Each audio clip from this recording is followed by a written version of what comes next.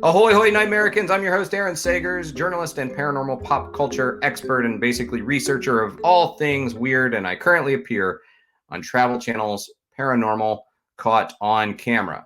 So here we are in 2021 after a couple week break. It's good to be back. And with the new year comes new changes. And with that said, I want to take a moment to congratulate my co-host, Britt Emmy. When we began NightMerica, it really began as a pandemic podcast project, and it has since grown. And Britt is moving along to helm her own upcoming podcast called Talking in the Rye. So I want to wish her all the best with that new endeavor, and I would encourage you to check out that podcast when it launches. In the meantime, we will still be telling stories of the paranormal and true crime right here on NightMerica. And with that said, I want to welcome a very special guest co-host, and her name is Kitsie Duncan. And in addition to being a longtime friend of mine, she's also the host of the Oddity Files podcast and also author of the new book, I'd Rather Talk to Dead People, which you can get right now. So without further ado, let me bring her in.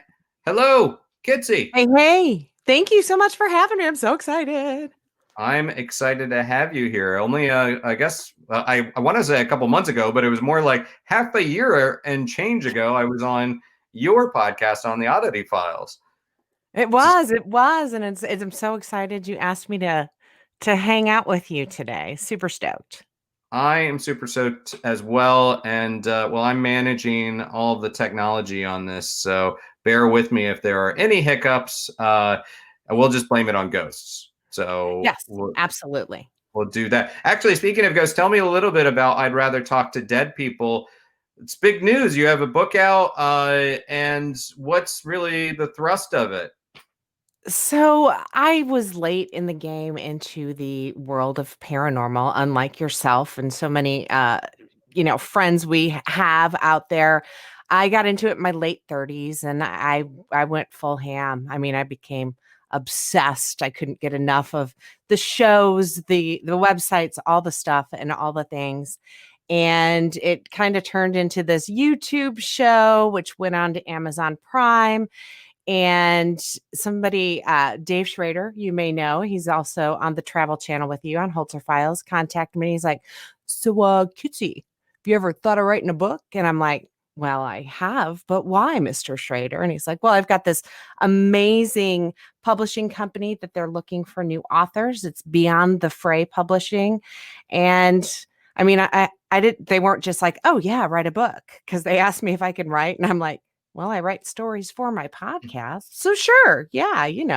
And the book is written very conversationally. I'm not going to say I'm the smartest person in the world, but it's my account of some of the most prolific investigations I've done in my life. And I've learned more about paranormal investigating from the ghosts themselves than watching the TV shows and reading books. And that's pretty much what this is my journey with the spirits and why I'd rather talk to them than real life people. So there you go. Yeah, that's true. A lot of times the pursuit of the unexplained is a lot more interesting than some of the living, breathing people out there. But yeah, no, I think it's great. And also, yeah, big kudos to Dave Schrader. Obviously, not only a big fan of him and Darkness Radio and the Holzer Files, but he's just a heck of a guy, a good friend of mine. And, he really helped me enter this world in a more professional sense. I had been writing about it for newspapers and such, but it was really Dave that opened the door and welcomed me in with the events. And so that's just his nature, I think, is to kind of welcome people along and help usher in new talent. So he's like everybody's paranormal big brother. He is, I very much think of him, even though we're not that much separate age-wise, I do very much view him as a big brother and a fellow nerd. He's a big-time nerd as well. So, oh yeah, big-time Whovian especially. So, yeah, well, congratulations. I mean, I think this is excellent, and I certainly hope that means you got a book out. That means we'll hopefully see you at some paranormal events and conventions once we actually have those again Yeah, in exactly. person. So, Yes. well, yeah, let's do this. Okay, so we're going to be talking about, spoiler alert, we're going to be talking about ski resorts and some odd stories connected to those. But first up, I wanted to see, yeah, I've been doing this thing, weird news, and I couldn't decide between a couple different weird news topics. So I want to read the headline to you, and then you tell me which weird news story you want to hear about, okay? Okay, will I be graded on this? That's the main question. There will not be a pop quiz. You will not be graded on this. This is just, it's pick one or the other. Okay, the first headline is Sasquatch sculpture snatched and spotted on side of street. Okay, that's the first one. And the other headline is Haunting on Lane 1. Pulley Up Bowling Alley has a ghost that keeps on rolling. Out of those two, which one do you want to hear about? Well, there's a couple of reasons I'm gonna choose the Sasquatch story. First, I recently read the story on the bowling alley, and I am a huge fangirl of Sasquatch. So let's go that route. Okay. See, you threw me off. I really didn't think you were going to go for the Sasquatch story. Oh, And he's my secret boyfriend, man. well, I mean, does he know that? That's a little bit No, awkward. Have you it's acquired some sort of consent about that? it's completely stalkerish from top to bottom. Well, what makes wait before I think what makes you love Sasquatch so much? He's just my kind of people, and I use the word people loosely. He doesn't like people like me, and he kind of has been, social distancing for as far as anyone could ever tell, and I appreciate that about him. And I secretly think he just needs a hug from Kitsie to make everything all better. Wow. Okay. I mean, I think It's deep. that's very deep. You've never had a Sasquatch sighting though? I have not. I have not. But I do live in a state forest that is known for Sasquatch sightings. But I haven't seen him. I've heard some stuff where I'm like, but I Okay. haven't seen him. Well, this is coming to us from Santa Cruz County in California. And the story has it this is the Hyper Allergic website. And it's an independent journalism website. But according to them, according to writer Valentina de Liscia, emotions ran high in Felton, California, when the town's local Bigfoot statue distressingly disappeared from its post at the Bigfoot Discovery Museum. Now, this is not a huge Bigfoot Sasquatch statue, it's 4 feet high, and it guarded the entrance to the museum for nearly 2 decades. And it went missing. This is on November 9th. And also, along with the Sasquatch statue, a large wooden bear statue was believed to be stolen. And Michael Rugg, who is the museum's founder, said that, look, he had to step out really quickly. He had to go pay a bill. We can all relate to that. And when he returned, Bigfoot was gone. Now, he alerted the Santa Cruz County Sheriff's Office, which issued a social media post. Keep your eyes peeled for Bigfoot, wrote the sheriff's office. No, seriously, please be on the lookout for the Bigfoot statue that was stolen from the Bigfoot Museum in Felton this week. And what I love about this is this statue, the 4 foot high statue, is known as Danny because apparently he resembles Danny DeVito. Right. I don't know who's hairier though, of Sasquatch or Danny DeVito. I don't know. But so this guy is Rugg, Danny Rugg, said that this kind of hit him hard because he opened this museum out of really his lifelong love for Sasquatch. In fact, he said that he had spotted Bigfoot when he was 4 years old during a camping trip with his parents, and he said he saw this gigantic hairy man, and I guess as parents do, they were just like, whatever, it was nothing. And instead, it left such a indelible mark on him that he opened the Bigfoot Museum years later. But the story has a happy ending Oh, because I know, right? You were in suspense. So It was. officers responded to a suspicious figure in the roadway in near Glen Canyon and Green Hills Road, and this is not too long after the initial disappearance, but officers arrived and they spotted Bigfoot. Apparently, the statue was a little bit banged up, but not too worse for the wear. And after just like about a week, they found Bigfoot and they returned him to the Bigfoot Museum, and all is right with the world. I mean, he does look a little bit banged up, but Sasquatch has probably endured more. Oh, So absolutely. My question was going to be, if there was no happy ending, was it replaced with a 4-foot monolith? Because it was about that time. monoliths are all the rage right now. It is, it would make sense, but actually not really anymore. As we record this, I guess monoliths have had their moment, and it's pretty much past, right? No, they're still being spotted. They're just not in our timeline anymore. Ooh, very nice. What if there's like a Mandela effect of like years later, people are going to be like, "Remember the big monolith craze?" I'm like, no, what was that all about? I don't know anything about that. Ooh, I you know. could be onto something. I'm telling you, there's some kind of conspiracy wrapped up in that. I can't figure out what it is yet, but us weirdos, we'll figure it out. And then the rest of the world will forget about it. And we'll still be talking about it 3 years from now.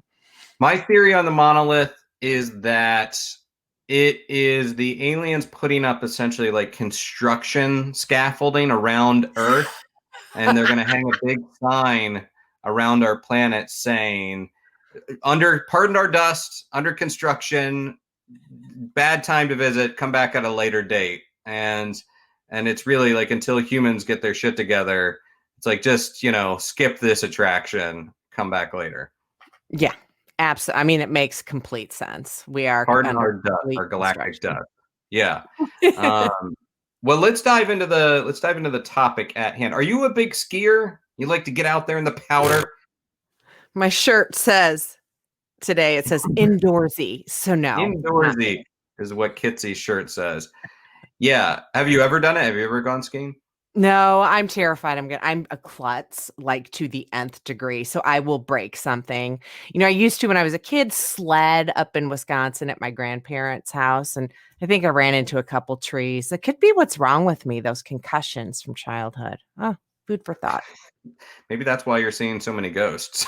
you Right. should probably get an MRI. The I well, I grew up in Florida, so the only skiing I really knew about was water skiing, and I have done it, but I'm so not really good at it. It's not really my thing, my shtick.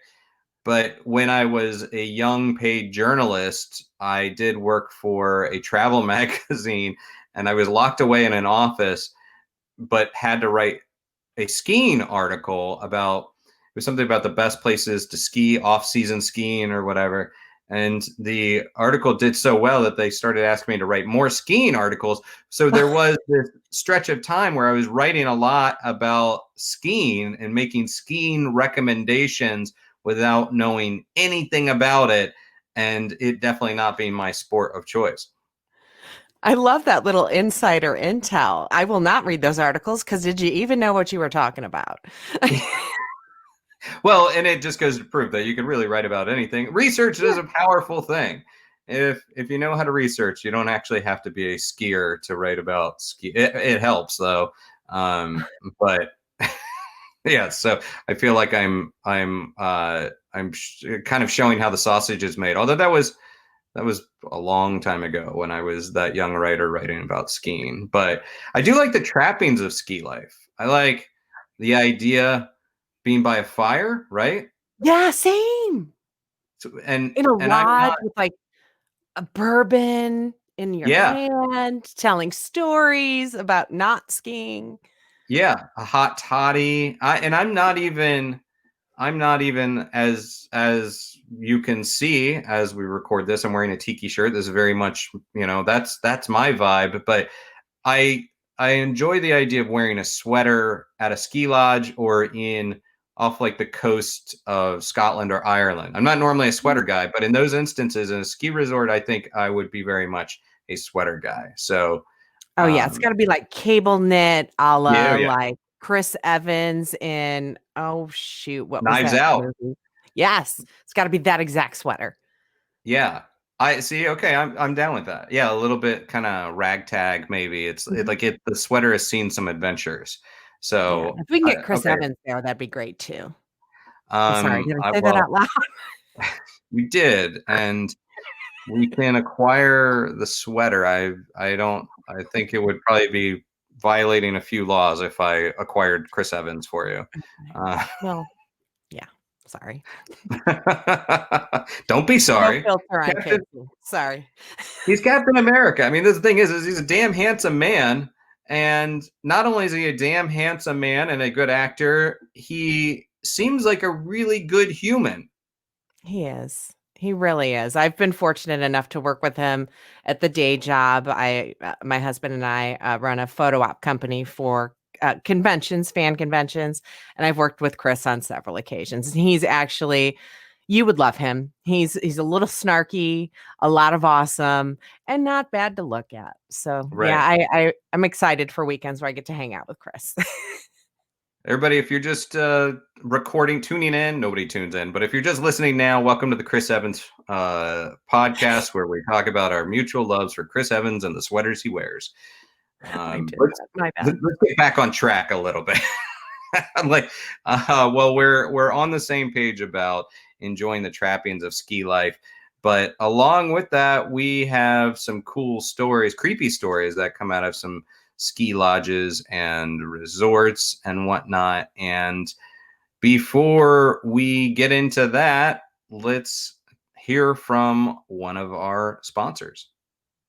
And for folks that are listening or watching this in a live stream, I need to figure out how to cut to a sponsor, then come back to it since this is a video medium. But this is how we're going to do it. We're going to take a break and then we'll be like, and now we're back. All right.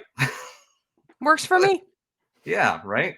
Let's dive into our first story. I want to. If you're the guest here, so I would like to hear yours first. Okay. So I went true crime because I know you are the paranormal king. I mean, you've been doing the paranormal stuff way longer than I have. Not that I'm calling you old or anything, you just jumped in And earlier than I did. definitely not a king, maybe a minor baron at best. Okay. Yeah. We'll go with that. So I went true crime because I'm obsessed. I am going to give a shout out to Discovery Plus real quick, where you can find Aaron Sagers on Paranormal Caught on Camera. I ditched cable this week because of Discovery Plus. There are two channels I watch. It's the Travel Channel and the ID Network. So I did some homework on Discovery Plus for this episode, and I'm going to tell you about a horrific murder that happened in October 2015 at the Alta Sierra Ski Resort, formerly known as the Shirley Meadows Ski Resort in Woodford Heights, California. It's a small resort, and that year, the snow hadn't hit yet. So the small maintenance team of 5 were working on equipment, just waiting for the snow to hit and the crowds to start their way up the mountain. But that morning, a tree had fallen in the road and had taken the only source of communication with it, the landline.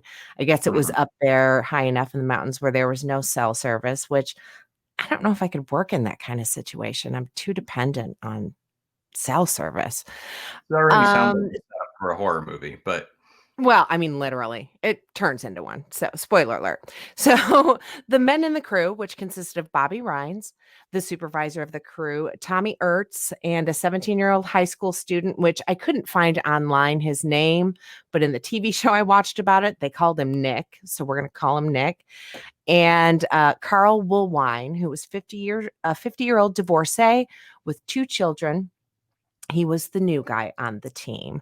mhm. And while the boys were out, the only female on the team was in the shared home of the crew. She was there cleaning up around the place, which is a little too cliche for me. I feel like she should have had a chainsaw in hand too.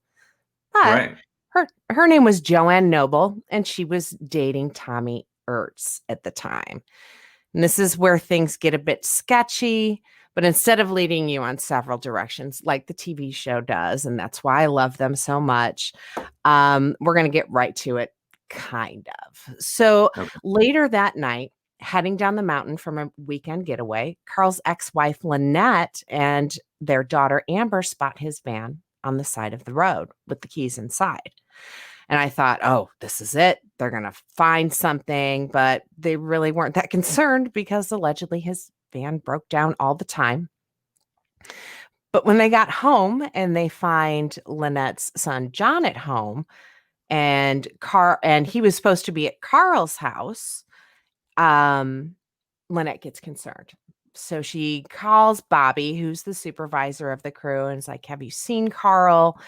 And he's like, no, we haven't, but let me go ahead and call some people and see what I can find out. Was very sincere about it and said, you know what, I'm just going to do what I can for you. Why don't you go ahead and call the police, which was awesome. And she was super excited to have his help. But Bobby did say that he hadn't seen him since the late afternoon on the day he left the mountain. So the following day, Lynette makes a missing persons report, and the police can't find anything right away. So they bring in everyone on the maintenance crew, since as far as they can tell, these were the last people to see poor Carl. And according to our 17-year-old hero, Nick, he heard a single gunshot after the crew was done cleaning up the fallen tree, and he just bolted down the mountain on foot. Seems a little sketchy. But he said he didn't look into it. He just had a bad vibe about it and left, and the police took it and let him go. So he had to get out of there is what he was saying. Just Yeah. He's like, he heard freaked one out. gunshot and was like, I'm out. Nope the F out of there. All right. Literally, which I mean, if you saw these people in real life, I understand why. But next police go and grab Joanne, Tommy, and Bobby, and they're all in separate interrogation rooms, and they question them all separately. And in the show I watched, they did interviews with the police officers, and the police said that Joanne was just coming off sketchy, like she was lying, looking around the room. Her arms were crossed, and that paranormal researcher pose that's so popular, and just looking like she was not telling the truth. You do that well. You for those listening just to the audio side of this, you're pulling off the sketchy look really well. I'm just saying. Oh, I thought you were going to say I was pulling off the paranormal pose. Wow. Well, I mean, I guess that too. But I mean, like the sketch kind of shifty eyes, I mean, I feel like right now you're holding back on committing a crime or something. But Okay. all right, but continue. Sorry, not to call you sketchy, but just you pull off the sketchy look well. Okay, I don't know if I like that or not, but I'll continue. Well, you shouldn't like it because if you were to commit some sort of heinous crime, and we don't know yet, but hopefully you could pull off the look better so you don't look guilty. Oh, well, I don't know. That's why I don't commit crimes, because I'm one of those people that every emotion shows on my face. I think you've known me long enough to where I can't hide anything because it's all on my face. Yeah. I'm glad that that's the only thing keeping you from committing crimes is the fact that your expression would sell you out. It's the only reason you're not going on a murdering spree. Look, hey, sometimes just the fear of jail is powerful enough to keep you from going on performing criminal acts. But anyhow, now I'm going to admit to committing something. This is why I don't commit crimes. So anyhow, go on, continue. Shifty look. Oh, okay. Yeah. Well, we all know I hate people, so I have to have something. Okay. So Tommy has that nervous leg shake, where it's just bouncing up and down, and the cops are like, oh, he knows something he's not telling us. Then we have Bobby, because they've got all the surveillance footage of, the interrogation rooms in this show as well. And Bobby's in sweatpants, no shoes, no shirt, and he's just cool as a cucumber. And then just all of a sudden he lawyers up. He's like, I'm not saying anything else until I have my lawyer. And the cops are like, okay, I mean, we can't do anything else.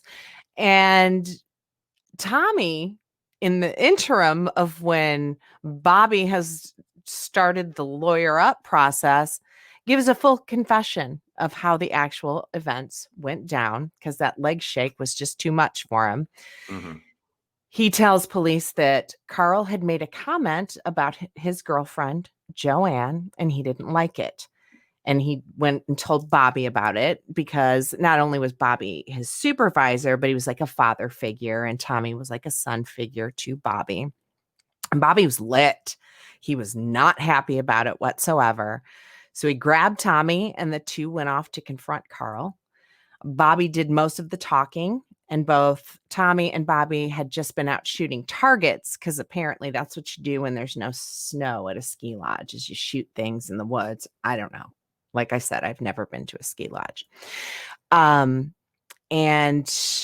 blah, blah, blah. And they each had a handgun on them because they were out there shooting. But according to Tommy, Bobby just pulled his gun out and shot Carl point blank in the head when Carl was trying to explain what he had actually said. What he had said that Tommy didn't like is that, and I'm going to quote from Carl, I like to watch Joanne work. And in the recreation on the TV show, actor Carl, not real Carl, because, he's dead, comes over and says, no, that's not what I meant. I just like to watch. And then boom, he got shot in the head. It was very traumatic. God, I love the ID network. Anyway, he said it was taken out of context. Bobby shoots him in the head. Tommy says that right away after that happens, he ran away because he felt like he was going to puke because he had just seen a man die right in front of him. And he goes to the house where I guess they all live. Everything's super sketchy in this story, and tells Joanne what had happened. Nick had already bolted down the mountain because he knew something was wrong. So after a little more conversation with police, Bobby decides, okay, I don't need a lawyer. I'm going to go ahead and tell you what happened. And then at first he blames it on Tommy, the one he thinks of like a son, but then he finally confesses to the fact that he didn't mean to shoot Carl, that he had actually just wanted to scare him. So after he accidentally, that's air quotes for you guys not watching this, shot Carl, and now he had to do something with the body. He takes out the backhoe because, he had that at his disposal, and dug a shallow grave. And he and Joanne placed Carl in the shallow grave and then covered him up with this huge dirt moving equipment. I don't even know what it's called. So, like I said, I'm not going to lie. Everything I've read and watched on this, something still seems off. I still feel like there's a piece of this story missing, but there's not that many murders that happen at ski lodges. I came across two, and then I accidentally closed the window on the second one and could never find it again. So this is the one I went with. Now, Tommy and Joanne were also interviewed on this episode, and they said that Bobby had recently lost a daughter to suicide, and that his head just was not where it used to be, and that he may have just taken out his frustrations on Carl, but unacceptable. You get help. You don't shoot somebody and somebody else dies. Yeah. So, yeah, Ryan was arrested. PSA for this podcast right there. In my mixed up sort of way. I mean, when your head's not in the right place, it's not fair to take someone else's head from the right place. Literally. Also, I do appreciate that the sense of disappointment that you expressed in not being able to find enough murders at ski resorts. This is definitely a true crime podcast trend, a trope that it's like, oh man, couldn't find enough murder and mayhem on the topic. The struggle is real. There's no doubt about it. Yeah. Okay. So wait, continue. What is there any other threads to this? Um, no, not really. After that, he was charged with first-degree murder, he being Bobby, but it was later reduced to second-degree murder, and then it was a hung jury. And then in May 2017, Bobby Rise took a plea of voluntary manslaughter, and he was sentenced to only 14 years in prison. Okay. Both Joanne and Tommy took a plea as felon accessories to murder even before Bobby was officially sentenced, and they each got 3 years probation. But they were sentenced as, being accessories to murder, but he was never even charged with murder. It was voluntary manslaughter. So they're a little salty about it, which, I mean, whatever. You guys were still a part of a murder. Just saying. Yeah. My wingman for this story was Discovery Plus, where you can also watch the amazing Aaron Sagers on Paranormal Caught on Camera. But for this story, I watched the show Murder Loves Company, and the episode was called Killer Cover Up, and also the Kern Valley Sun newspaper All online. right. Well done. I have some follow-up questions. Okay. First off, so we're this is one of the stories where keeping track of the names is like reading the Game of Thrones books, where like which guy is that again? There's like a Tommy, a Bobby, a Carl, Nick McCarl. Nick and Carl. So and Joanne and Tommy did they stay together? Were they still together during this interview? You know what? They didn't say. They weren't sitting next to each other, but I mean, I feel like they would have mentioned. No, I don't know. Let's see. That's a question I will look into for you, sir. Well, it's intriguing to me because there's a lot of stories where there's people that are somehow, even when they're involved with something dastardly, it almost like keeps them together. It almost like forges that relationship. But it's just fascinating. The other really pressing question is, so it was uh Bobby that was just in the sweatpants and no shoes and no shirt. Yeah. The supervisor, Bobby, the guy who actually shot Carl. So what happened in the interim with his shirt and shoes? That's the mystery, that maybe that's what's really not striking you as right in this story, because that's my, like, what boy, where'd your clothes go? Like, what, why was he half naked? I'm assuming they went and arrested him at this. See, I think what's so sketchy is like this place where they all live together, except Nick and Carl. It was like Tommy, Bobby, and Joanne lived in. Now, Bobby called it an actual trailer during the questioning on the surveillance camera, but they showed it like a cabin in the recreation. So I think those three were living together. I think there was a little more going on with those three than Oh. we were. Yeah, that's what Hmm. I'm going with. But I'm assuming they just came to his house and arrested him on the spot and didn't let him put any clothes on. I mean, is that a thing? Do the police do that? I mean, I could understand the police not wanting you to take a moment to exfoliate and moisturize before they bring you in for your mugshot, but it seems like putting on shoes and a shirt is, especially because then you're gonna throw them in an interrogation room for who knows how long. Oh, If they haven't put on a little deodorant and a shirt, they're gonna be stinking up the place. So I think yeah. I think that the clothes, that's a lingering, it's a lingering question. Yeah. Yeah, So I think you're right. I think that's part of what made it sketchy. I feel like the police should maybe have like a swag box when they take you into the interrogation room that has like deodorant, a bottle of water, maybe a pair of socks in case you leave the house without your shoes. I don't know. That might be something police stations might want to do. like I don't some little maybe aromatic pillow filled with like lilac or chamomile or something, so you can just call them the leg shakes. right, yeah, no, it makes sense. I don't know, I think at the very least for law enforcement, it seems like you want to make certain that before you have someone for a perp walk, before you arrest someone, you should at least follow the barest restrictions for getting served at like a McDonald's. You know, no shirt, no shoes, no service, no shirt, no shoes, no arrest. You know, like just or at least give them a moment so they can be presentable. I don't know, but um, not to make light of a man's murder. It's very sad, but But also that's very weird. what keeps us sane telling these Yeah, stories is you got to add a little bit of humor to it. exactly. Well, I'll tell you that I like that one. I mean, as far as weird ski resort, ski lodges, tales, it's I mean, it's sufficiently dark, and it's also if it was simply I like watching Joanne work, man, that was a quick trigger right there. Yeah, that's my thoughts as well. That's why I think maybe there was a excuse me, a little menage a triangle thing going on in the trailer. I don't Yeah, know. some shenanigans happening in that trailer. Um, wow.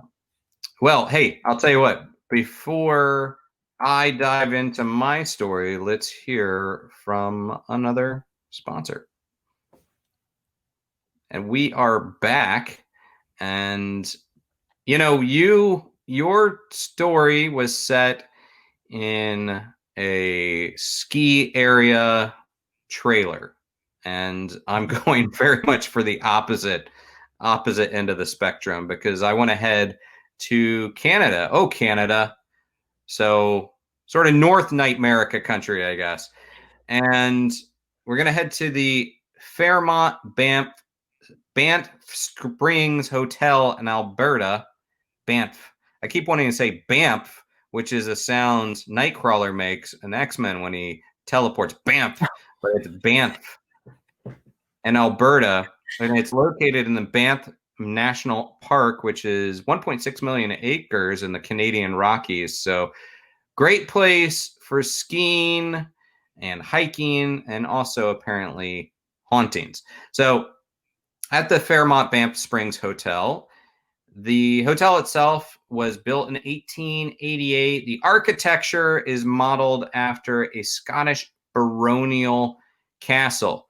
Now, Kitsie, you're an architectural whiz, so I know that you are quite familiar with those Scottish baronial castles. I had to look it up, and it is indeed as cool as it sounds. And I'm just going to throw a picture up there for you to see it.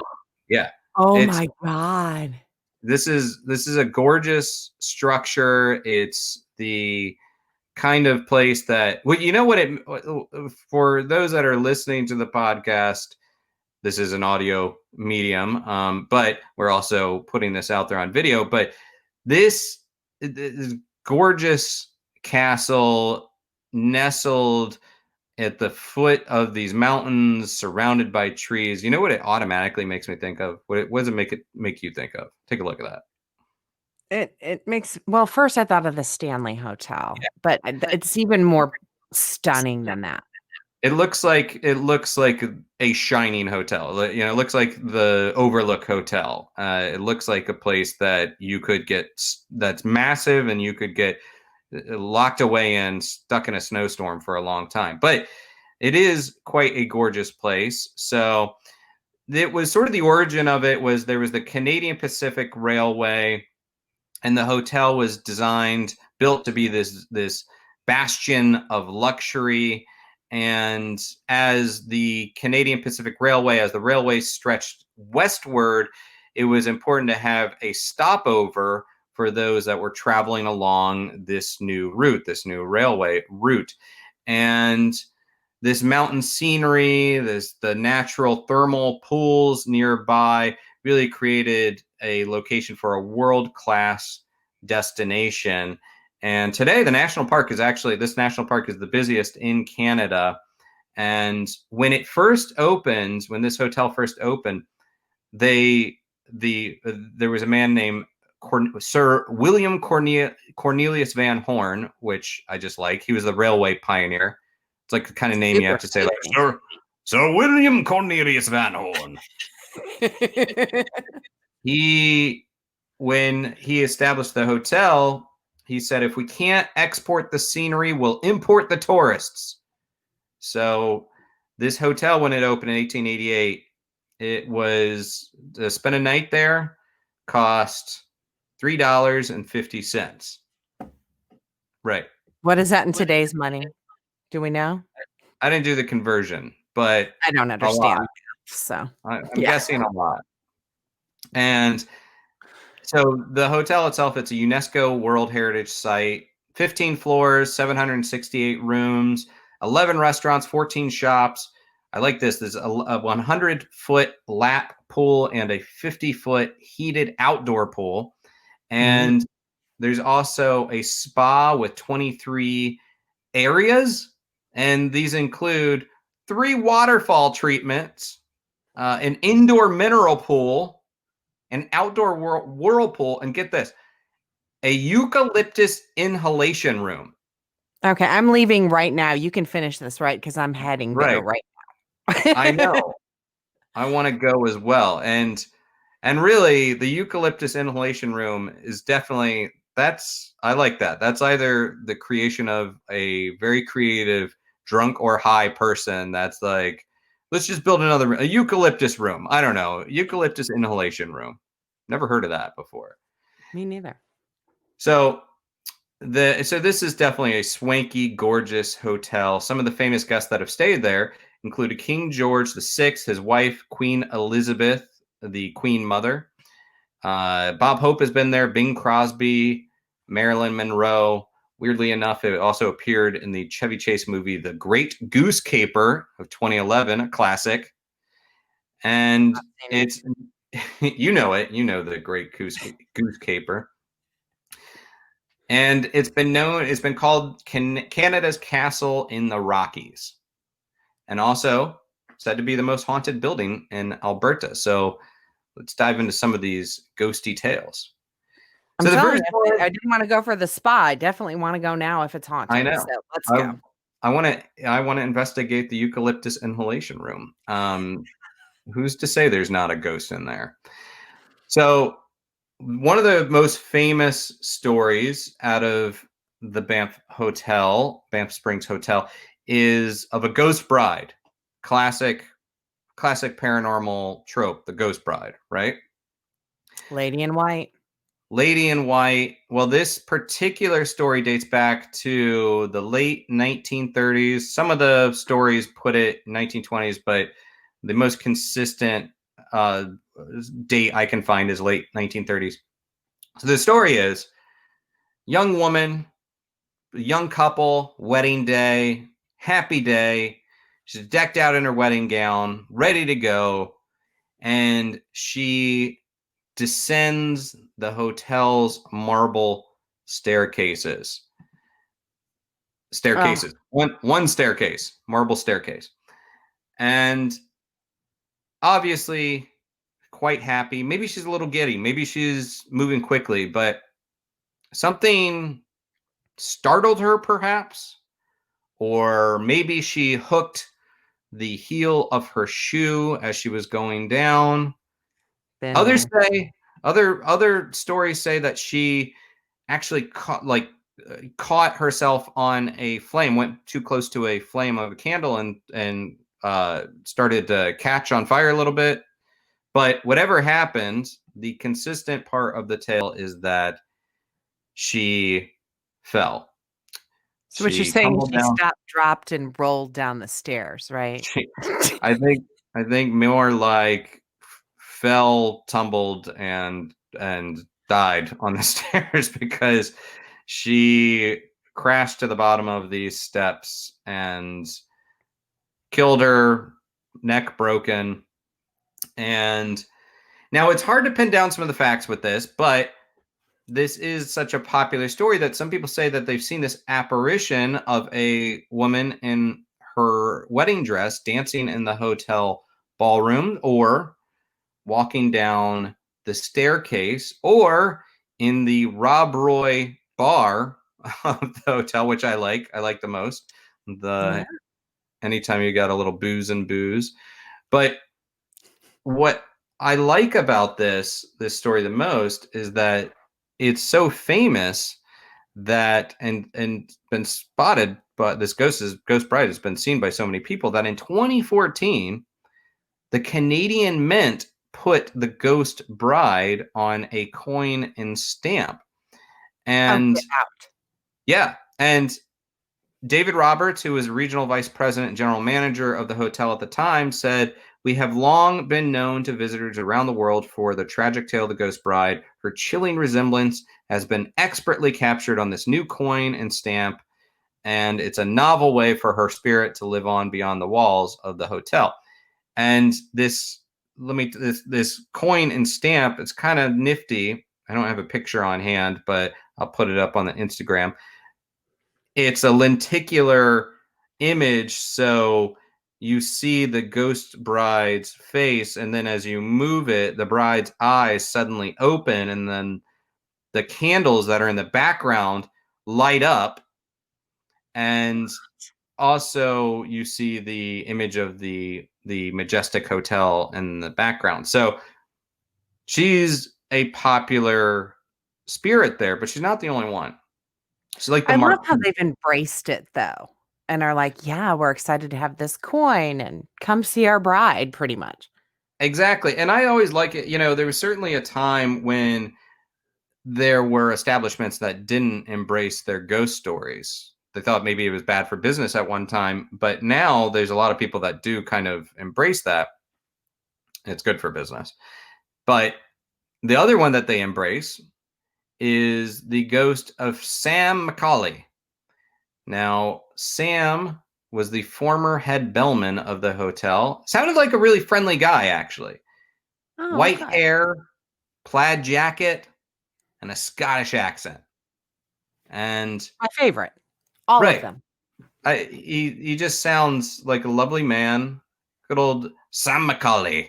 That's not a Scottish accent. I don't know what I was just doing there. I can do Scottish accents, but that wasn't it. And good old Sam McCauley. Can you do a Scottish accent? Oh, no, I can't. All I can do is Wisconsin. Hey there, don't you know? That's the only accent I can do. I mean, that would also be a good voice for a ghost, but I like it more if it's, like Ach, Sam McCauley. That's That's it. also not Scottish. That wasn't Scottish. No. Dang, we need Um, Scrooge. Where's Scrooge McDuck when you need him? I know. Where's David Tennant? That's what we need. So Mhm. Sam McCauley, he worked there for more than 40 years, from the 1930s until he died in 1975. And what I love about the stories of Sam the Bellman is that he was reported. One of the earlier reports is there were two elderly women, and they couldn't get into their room one night, one cold night, and they called the front desk for help, but Bellman wasn't picking up, or he was taking too long to arrive. But a night Bellman did arrive, and he offered to help these ladies. And in fact, he was a friendly white-haired old bellman who apparently appeared out of nowhere, had a key in hand, and let these little old ladies in. And apparently, he said there was, no bellman on duty that could help them. And when these little ladies did finally gain assistance from an official hotel staff, they're like, "Oh no, we were helped by this elderly gentleman."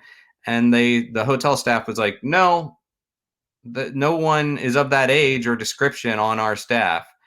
And so that was one story of Sam the Bellman, that he showed up and helped some people. Another time, there was a couple that said an older man helped them with their bags and described the man to the hotel employee. And the hotel staff again said none of the bellhops are over the age of 30. And He's there's my been favorite times, ghost ever. and Sam sounds great.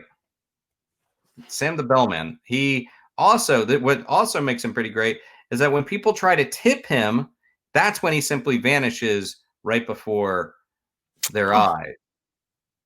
And he's been also now, seen in his old office, which is now a guest room. mm, And he's been seen on the mezzanine floor. And some people attribute some cold spots on the sixth, seventh, and ninth floors of the hotel to Sam the Bellman. So kindly guy, we have Ghost Bride and kindly Bellman Ghost.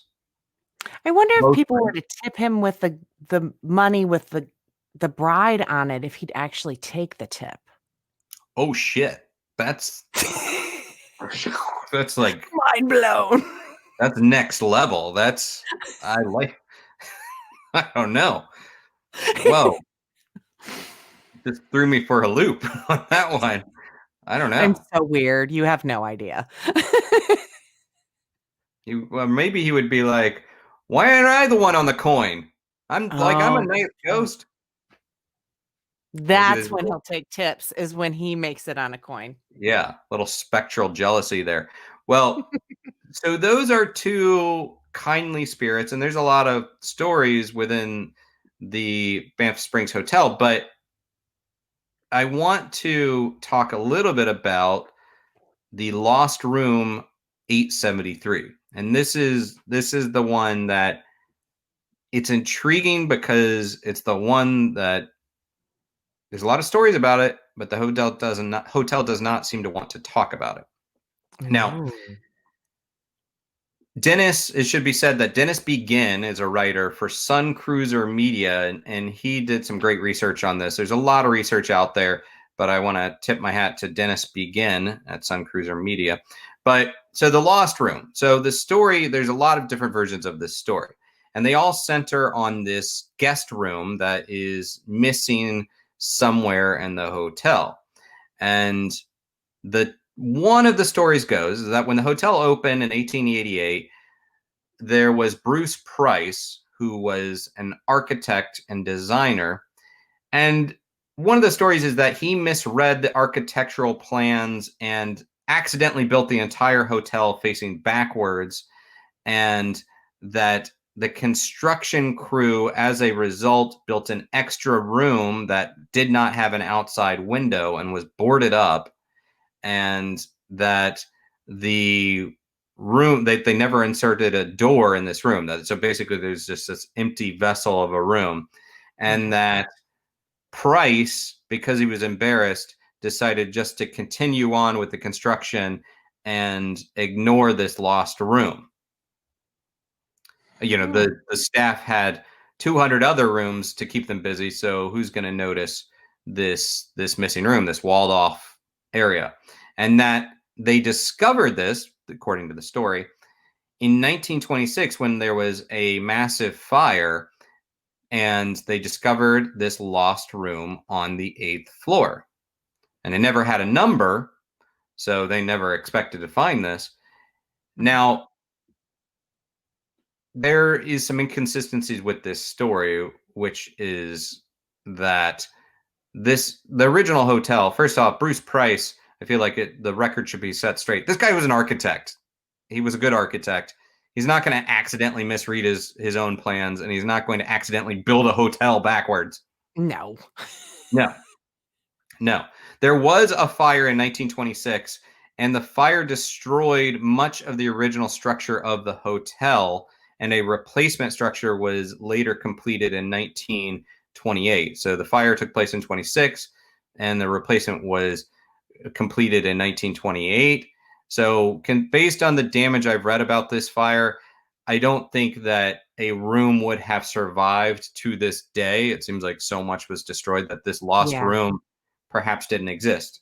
But the story gets weirder because so it reopened in 1928 after the fire, and the story of a lost room gets darker. So apparently, room 873 was occupied after the fire, after it was rebuilt, after it reopened.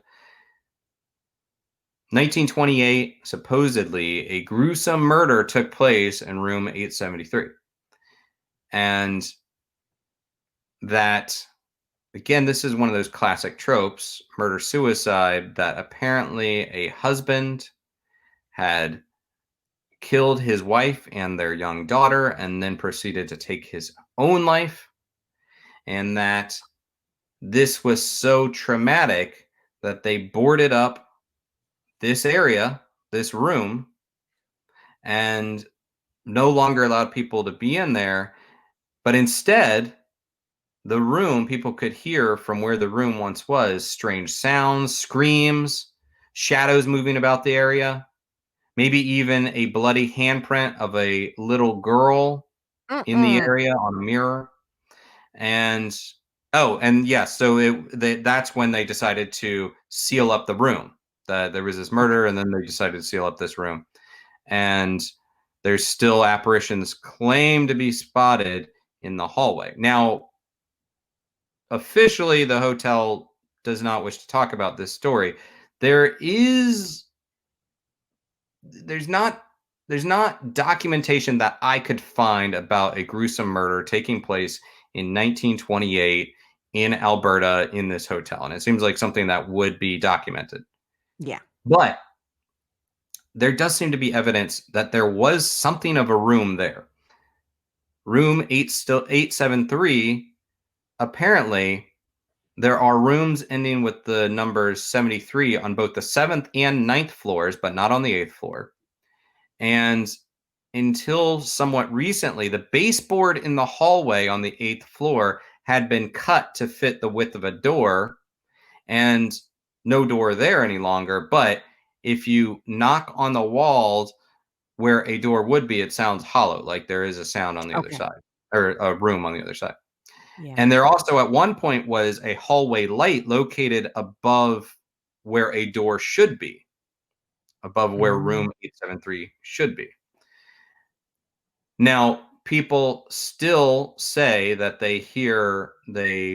well, some people, very vague reporting, but some people claim to fall asleep in the room next to where 873 would be, only to be awoken by hollow screams. And that some people are still saying that in the adjacent rooms they might see the bloody handprint on a mirror. But it's pretty questionable, the murder part. Yeah. But what does seem to be the case is that there was something of a room there. I think that the theory tends to be that they just made it a part of another room, like that 875 basically absorbed 873. It's like a And suite now. yeah, but there are enough stories of paranormal activity in the area that I think sometimes people build up the story to match the activity, you know, Yeah. a little bit Yeah. of No, absolutely. legend creation. The official position of the Fairmont Banff Springs Hotel is that the lost room and room 873 are the same, and that there was never a mass murder that took place there, and that simply during various renovations, smaller rooms were often enlarged and lights relocated, and that ghost stories are simply an urban myth. However, they do embrace the ghost bride, the bellman. There's also supposedly a headless bagpiper that is seen in a Oh, bar. Yeah, that's scary. yeah. I couldn't find a lot of research on the guy, but supposedly a um, headless bagpiper. And the hotel does lean into some of its stories. Halloween, with this Halloween Heritage Ghost Tour package and a haunted hotel gala. So they do lean into some of it, but not this notion of the room 873 or the lost room. Well, I mean, who wants to lean into a murder suicide? I mean, I get it. Yeah, that part's really bad for business. I do tend to think that probably there's some sort of paranormal activity there, or some sort of activity that people are reporting, and they're just creating a story to match the activity. Mhm. Or perhaps there were some staff members in the past that wanted to maybe make it seem a little sexier, like add a little bit more. I mean, we see this all the time. Some People, darkness. yeah, like, oh, it's like introducing a demon into a story. It's kind of a go-to for people that are creating legends, creating lore surrounding a location. Mhm. Um, but so I have one more if you want to hear one more story, because Of this is course. an account from the hotel historian. Ooh. And the Alberta Venture reported on this. So we've got Ghost Bride, we've got Happy Bellman, we've got Murder Suicide, and this one is perhaps my favorite simply because it is so ambiguous, I guess. Apparently, there was a gentleman attending a conference in 2007, so fairly recent. During the middle of the night, he's trying to get some shut eye before he has to go to work the next day at the conference. Heard a giggle in the hallway. Now, at first, he assumed that this was simply a bunch of ladies, maybe returning back from a night at the bar, passing by. So he ignores it, tries to go back to sleep. But then the giggling continues, gets louder even, and seems to get closer. And in fact, sounds like it's in the room right next to him, right on the other side of the wall. And then sounds like it's in his room. He's hearing this giggling. Well, turns on the light, doesn't see anyone in there. Tries to go back to sleep. Just ignore it, block it. Again, got to wake up early in the morning. Then he feels something.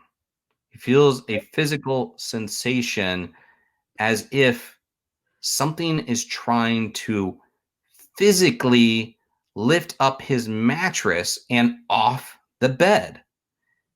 And then he feels his whole body being pushed up by this mattress. Again, probably rather startling, but he didn't see anything. Things quiet down. Apparently, he stayed in the room that night. So the next morning, he contacts a colleague who was staying in another room, and it's like, hey, let's grab some breakfast. Why don't you stop by my room, pick me up?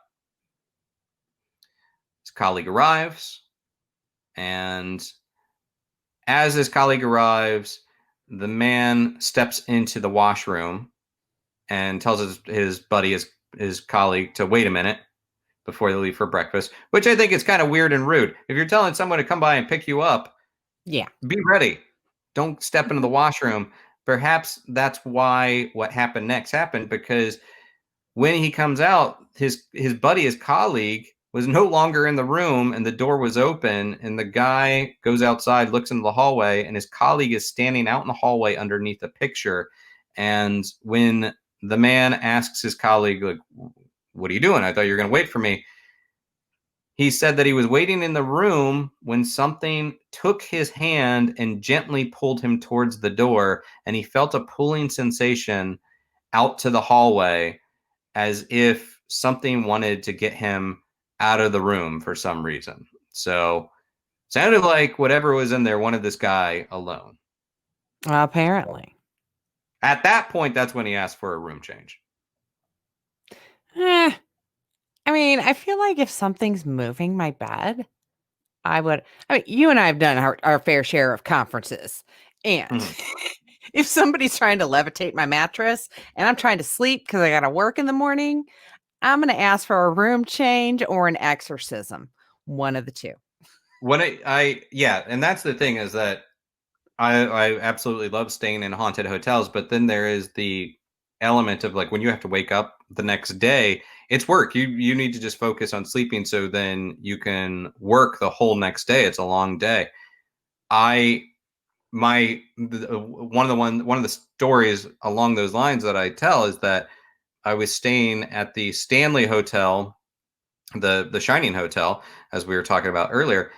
And this was a couple years ago, and it was at a paranormal event. And it wasn't one of the rooms that was known to be haunted, because typically people that come to the event, they try to reserve that room. They'll probably pay extra for the super haunted room. I was just in one of the speaker rooms and go to bed, and I wake up hearing what sounded like footsteps all around my bed. And it was like a pacing sound, back and forth around the bed, not even across the room. And I remember just being annoyed and exhausted, and saying, look, I don't care if you're in here, But you got to stop that. I just need to sleep tonight.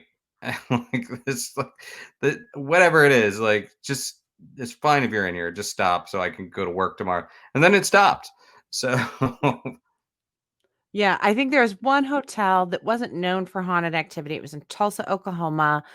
And it used to be like an old government building, but chain had bought it out and turned it into hotel rooms. And I had, because we do set up really early in the right. morning when there are conventions, and then we end up working in the afternoon. So I went back to take a nap because I love my sleep. And I was laying in bed, and all of a sudden I felt somebody sit down on the bed. So I thought it was my husband, Chris, who would maybe come back to change clothes or something before he headed back over. But no, it wasn't. Come to find out, I talked to a couple other people.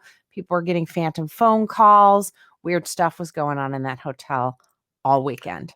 I know exactly. I won't say the chain's name, but it's one of I was probably at that event You with were you, there. Yeah. probably staying at that hotel. It's one of those that's kind of designed to look somewhat more modern Super and trendy. Yeah. yeah, kind of trendy. Yeah. So yeah, I remember that building quite well. I remember that event in Tulsa, Oklahoma. Yeah. So Tulsa is actually one of those places that I really want to go back to and explore more of the paranormal phenomena there. But Me yeah, too. it is funny. This is not really ski logy, but it's anywhere can be haunted is my thing. Anywhere probably is haunted. If you believe in ghosts, if you believe in the paranormal, then really it can and probably is anywhere. Yeah. People not only have died in a lot of places, but who's to say something's just not passing on through?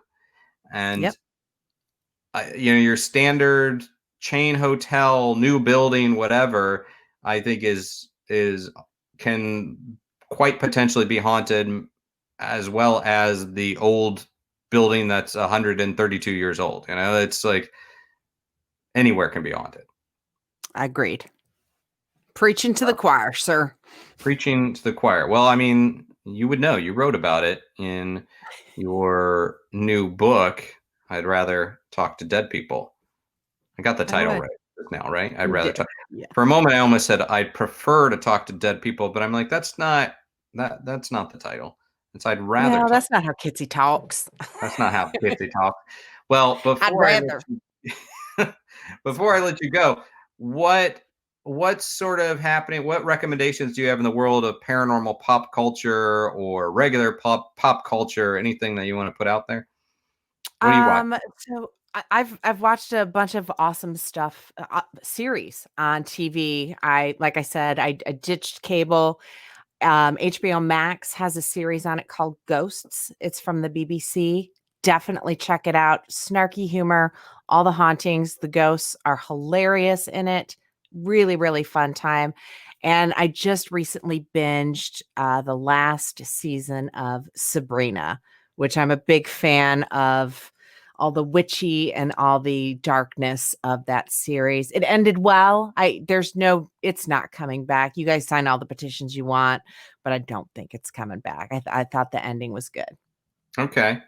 I need to watch that final season of Sabrina. I have to say, like, even though it's not, I'm cheating. It's not paranormal pop culture. It's just regular pop culture. But I do want to catch up on Ghosts, which you recommended. So But good. I've been very much in the world of Cobra Kai and Oh, absolutely love that show. And the third season dropped just a few days ago on Netflix. So I'm loving that. It's quick, easy watch, but highly entertaining and not paranormal at all. But it's scratching that itch for me right now. And yeah, it's got that geeky vibe that is oh Aaron yeah, Sager. If you want to go geeky, Doom Patrol, so oh good. I love Doom Patrol. I would write a lot about it for Den of Geek, and at first it was a show that I was very skeptical of, thinking it was just going to be okay, a lot of quirky characters, but in addition to it being really funny and bawdy, it has so much heart. It's Yes. such a really impactful show, and yeah, that's a great one. I'm looking forward to that one returning. Well, Kitsie Duncan, this has been your foray into the world of NightMerica. Where can people find you if they want to check out your book or follow your own podcasts and say hi, all of that good stuff? All my stuff and all my things, just go to flow.page/Kitsie Duncan, and all my stuff and things are there. And make sure you say hi, because I like it when you say hi. Sorry, I was listening to Lore the other day. That was a very good Aaron Mankey for a moment. But, well, say hi to Kitsie over there. And Kitsie, thanks so much for hanging out. This has been an interesting episode, and I hope you had fun. I had a blast. I always have a blast with you. I know, I miss you. Always. I can't wait to see you in person, but this is good, like, virtually. So, Yes. well, you got to come back, and we got to tell more spooky stories and true crime stories, and maybe stories where when people get arrested, they're wearing all of their clothes instead of bizarrely missing some of them. I don't know. And next time I'll do And better with my Scottish accent. I swear I can do a good one. I don't know. Maybe I'm feeling the pressure of it right now. But I need to see something on Instagram from you. I'm just saying. look, the final note on this, and now I'm just rambling, is that I did recently get essentially second place. Well, it wasn't a contest, but a good friend of mine who is Scottish, he was celebrating his birthday, and all of the friends gathered and sent him birthday greetings in using Scottish accents.